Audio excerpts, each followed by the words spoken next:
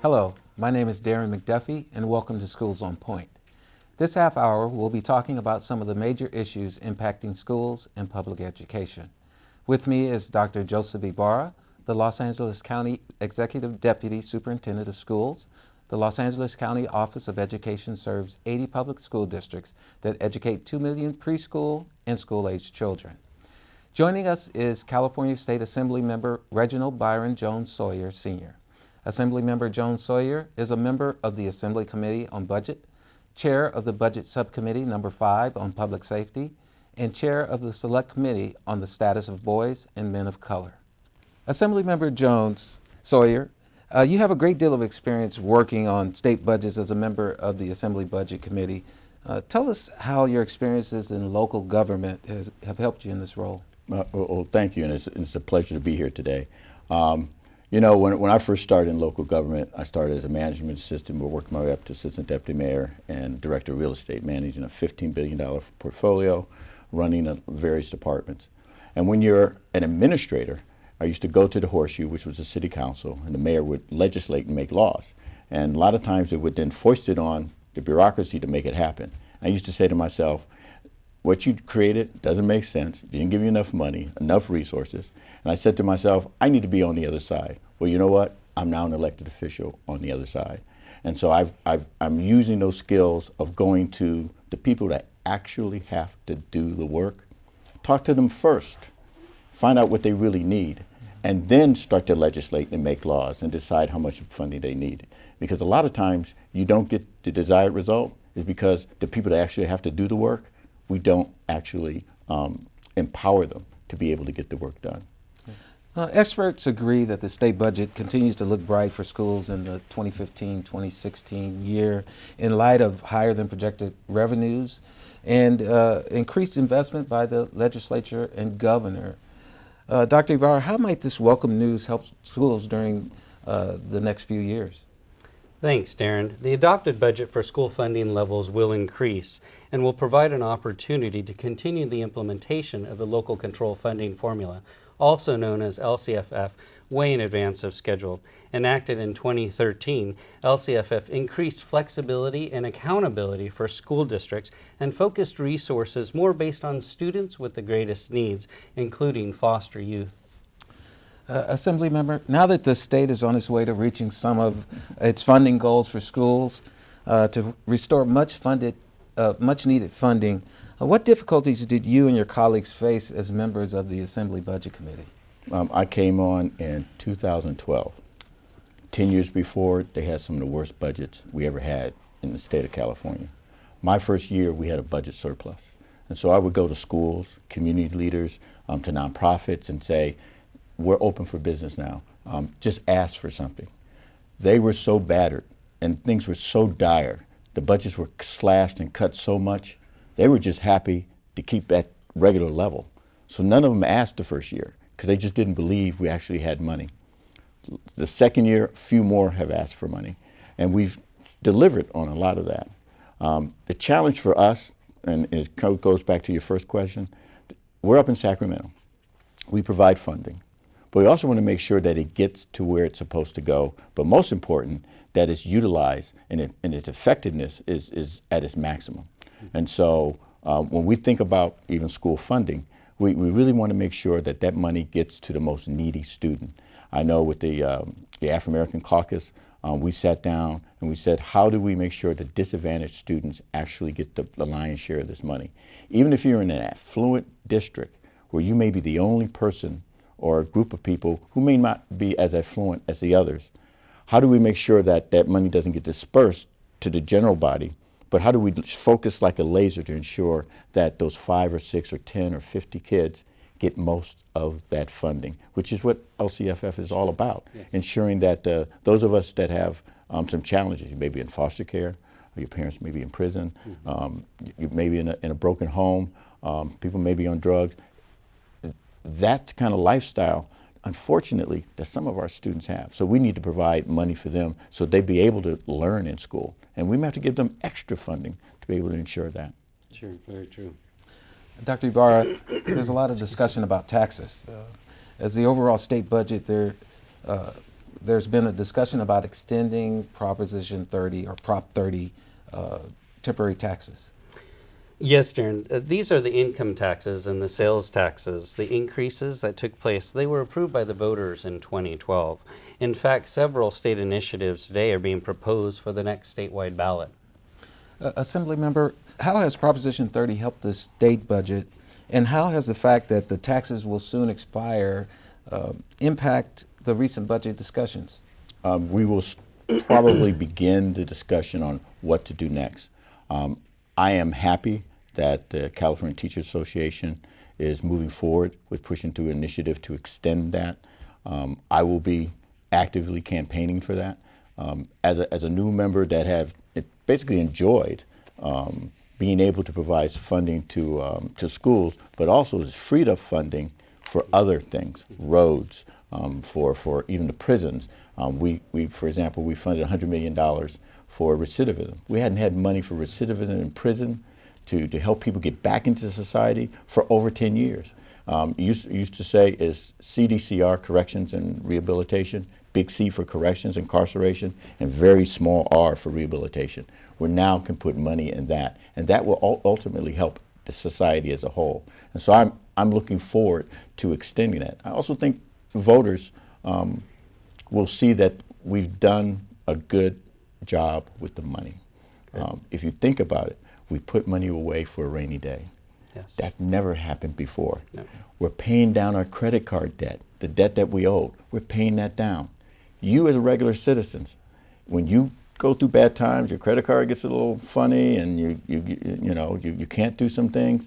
Your savings account gets low. What do? You rebuild your savings account and you pay off your debt.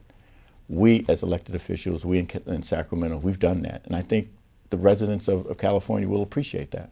Assemblymember, you have introduced many education-related bills during your tenure in the legislature, some of which focus on students with the greatest needs, like LCFF.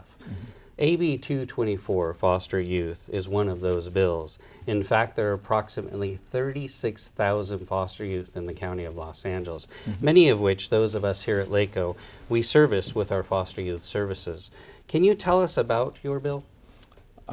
It came about really through Congresswoman Karen Bass. She's done a lot of work in foster care, and she basically educated me on what a foster care child does. It has to go through. My son, for example, had some challenges. He was considered, he didn't have challenges, he was considered willful defiant. There was a lot of things that he was labeled on, but he had an advocate. He had a crazy father that would go down to the school board, would go down to the principal and said, no, we're not going to do that. Foster care kids have to advocate for themselves. Sure. And so my bill, the Foster Youth Bill of Rights, is really about making sure we empower those youth who 99% of the time, they have to advocate for themselves because they don't have any parents.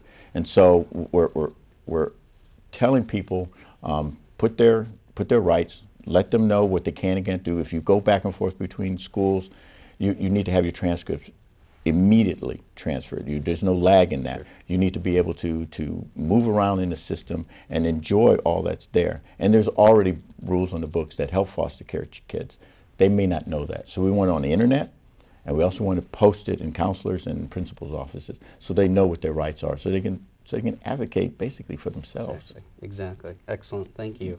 Assemblymember Jones-Sawyer, you have also successfully authored legislation relating to policies placing students in continuation school. Please share with us the story that led to your introducing this bill. So I just got placed on the Agriculture Committee. Congratulations. And I've been on tractors, and I now know how the agricultural community works. Continuation schools were really set up for back in the day when you had kind of a large agricultural group. You needed people to work the farms and go to school at the same time. So they kind of cut the time in half so that you'd be able to do both. This isn't the 1930s and 20s anymore. This is 2015. It's a different agricultural system now, but it doesn't work in the inner city. It doesn't work in the cities now. Kids need instruction, and they need to be in class more than they need to be out of class. Over time, unfortunately, the amount of time that they've been in these classes have been cut, so they're not to get the instructional time that they need. And ultimately, this has created almost a school-to-prison pipeline in continuation schools. For me, I've gone to more prisons than I ever want to go to in my life.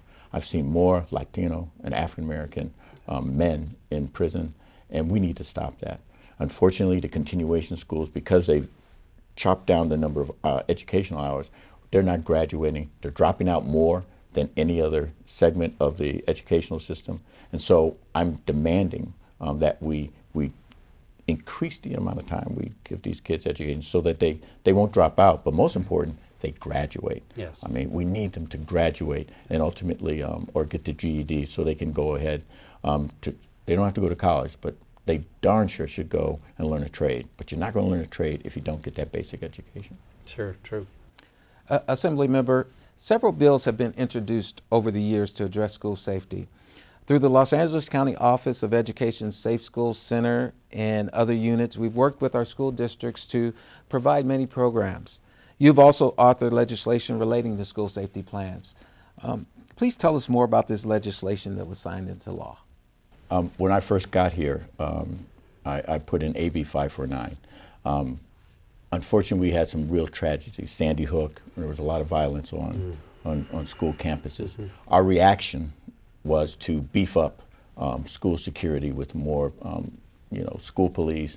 We're having more police on campus, and it didn't create the environment that I think they thought it would. And in fact, in some areas, it became a hindrance to education. And so my bill is to say, look at your school safety plans, each district.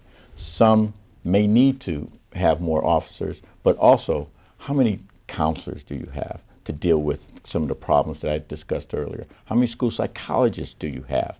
How many educators that can help a student get through the everyday problems that they have? What really brought this to light, and I'll do a quick story, a young student came into my office and said, hey, look, I don't have any parents. I've been hungry for 3 days. A friend of mine gave me $5. I went to school and I decided, you know what, I got to eat. He left campus, went to a local establishment, got something to eat. The police grabbed him because he was basically truant.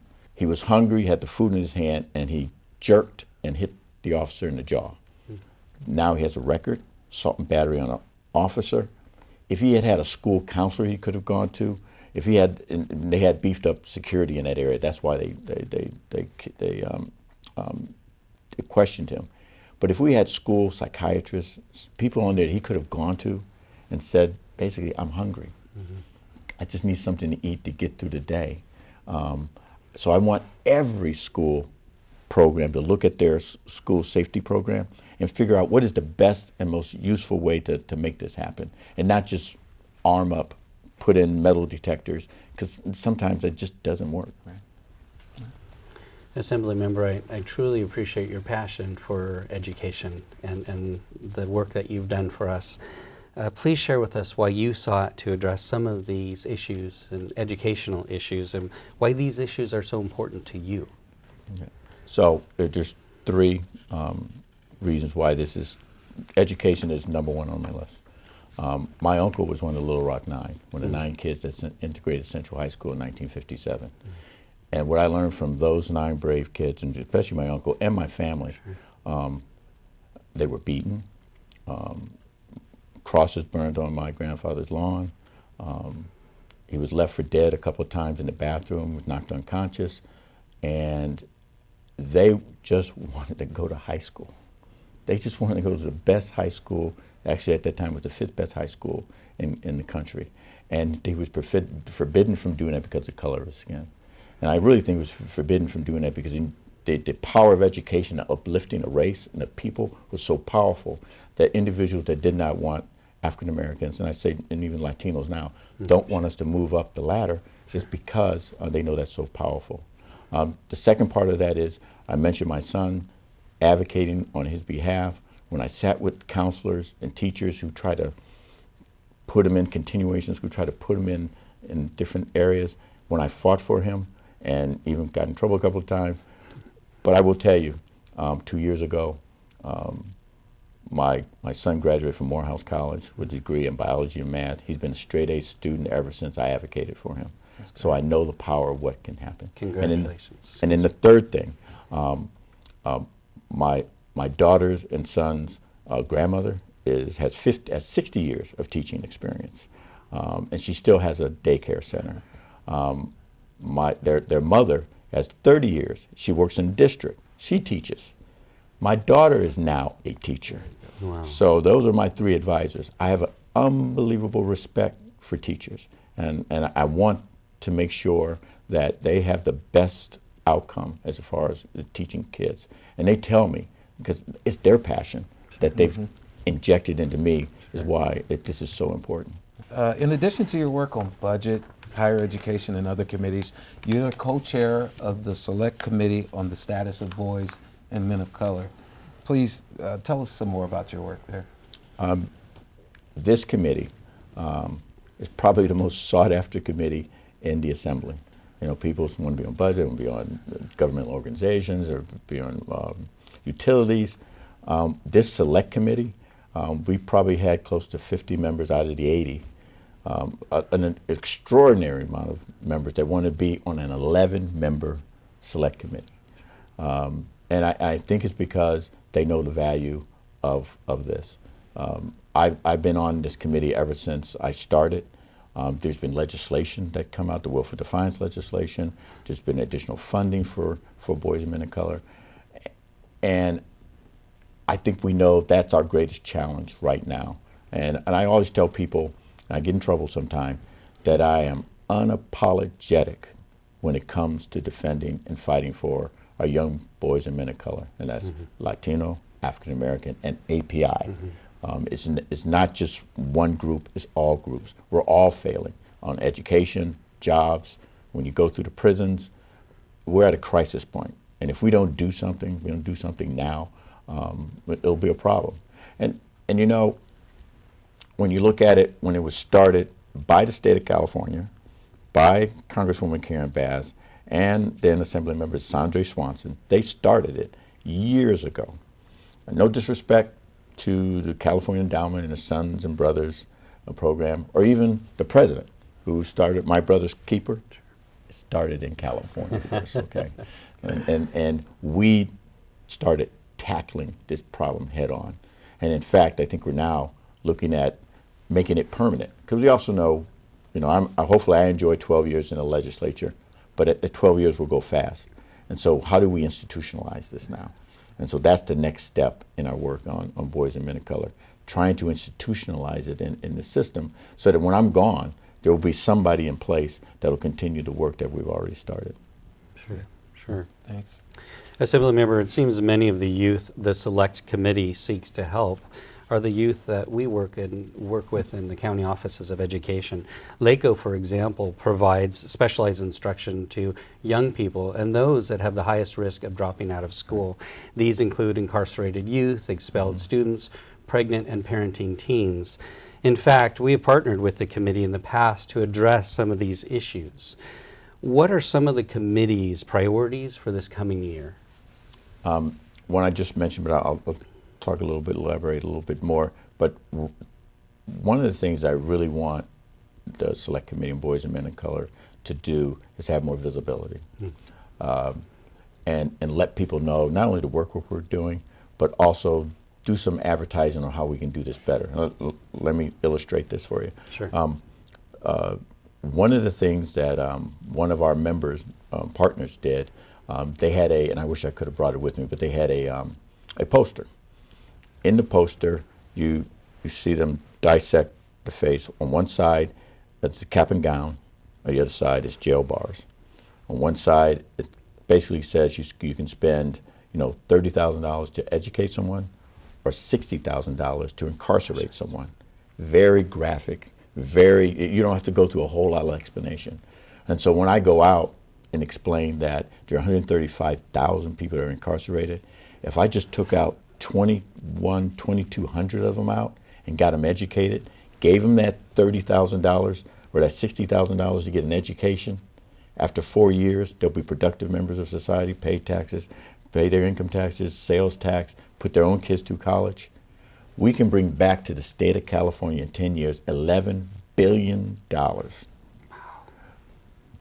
we are missing out on a valuable resource when it comes to boys and men of color. Sure. We need to start advertising. Yeah. We need to start showing it visually why this is so important. And so I'm meeting with several groups that may help, may even get some people in Hollywood, some stars, to kind of make that point for us. And you know, I'm kind of old-fashioned. I would love to put that poster on some fans and put it in some Catholic churches and in some Baptist churches in my district, because I think when somebody's waving a fan and then goes and then looks at that and then goes, you know what, son? Yes.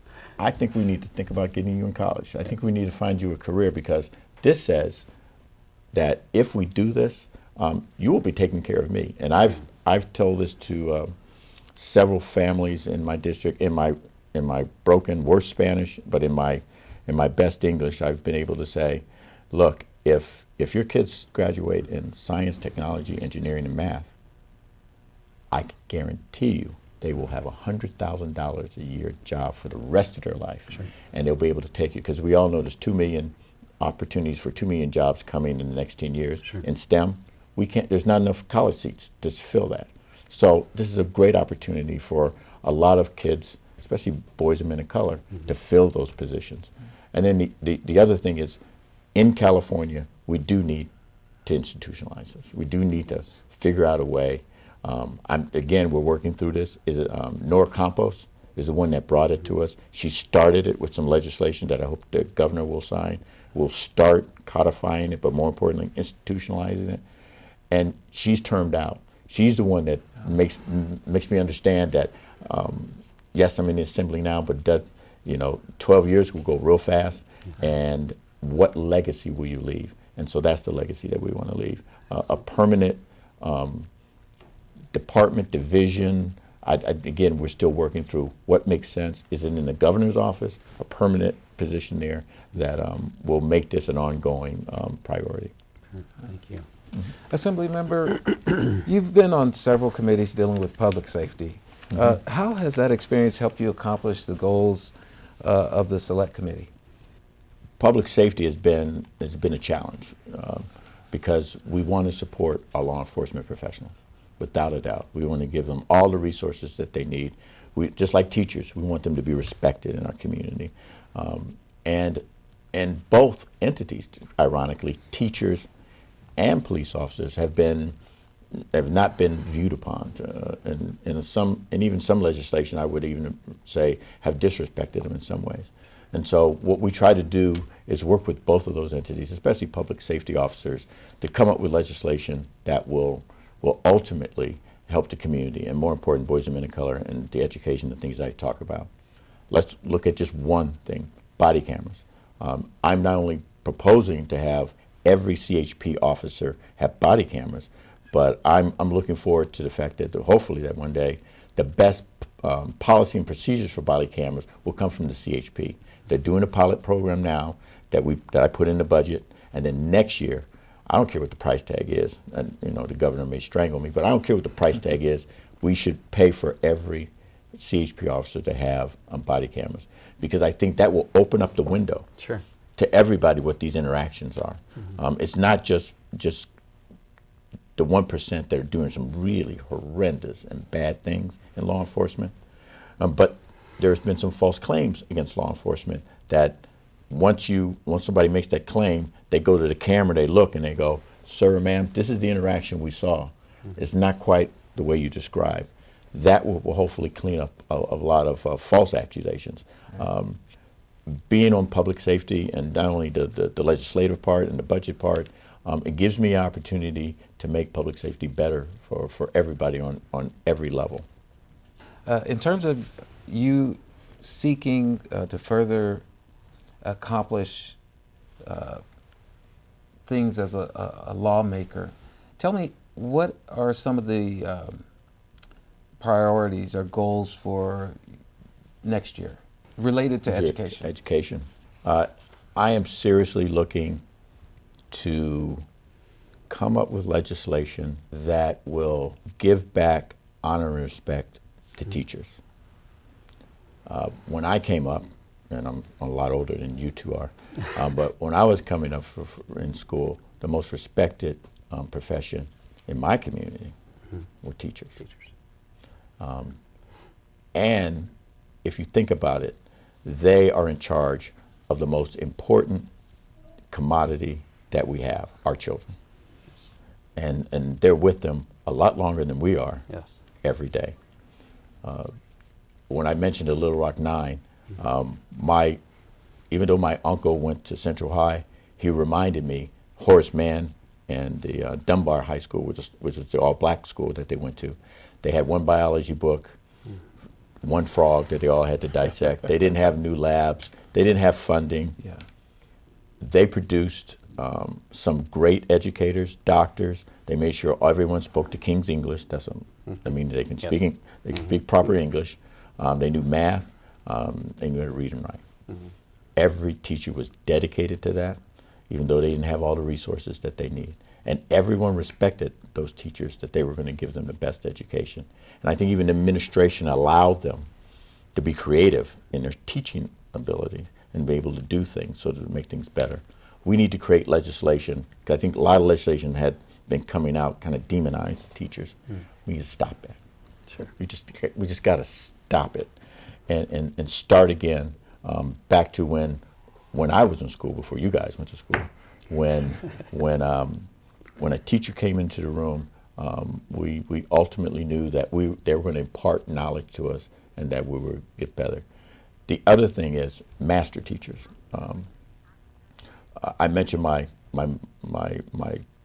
kid's grandmother, 60 years of teaching experience. I've seen her walk into a classroom at her age, because my daughter teaches in their city, and she'll come by and visit, and I've been with her, where they get a little unruly. She can walk in, look, silence. I don't know how she does it. I don't know what the magic is. I think teaching's an art, and we need to fund them so they become better artists, teachers. Right. It is not a skill, because this is not a widget thing. We're people. Kids are people. So we need to teach teachers the art of teaching. And I'll leave you with this last thing. I remember when my then wife and I were struggling, and she was trying to get her teaching credential. I think it took her 2 years to get into LA Unified. And her mother was a principal. Her aunt was a principal. She had all the contacts she could ever have. She was scared to death that the principal was going to flunk her out and she wouldn't be able to make it. Scared to death. Now that she's a teacher, it's the proudest thing. Yes. She loves it. And now I have a daughter who's given me ideas for my next legislation. For example, she believes that every child that can learn algebra and geometry at the junior high level will be able to get through college. That's great. She wants to be superintendent of schools to one day make that happen. So hopefully I can put some legislation in that will bring about a resurgence in people wanting to be teachers, maybe some funding for that, maybe we can forgive some loans, but we've got to make that, we got to respect teachers again the way it used to be. Yes. Absolutely. Thank you so much. There's so much more we could talk about, but we've come to the end of our program.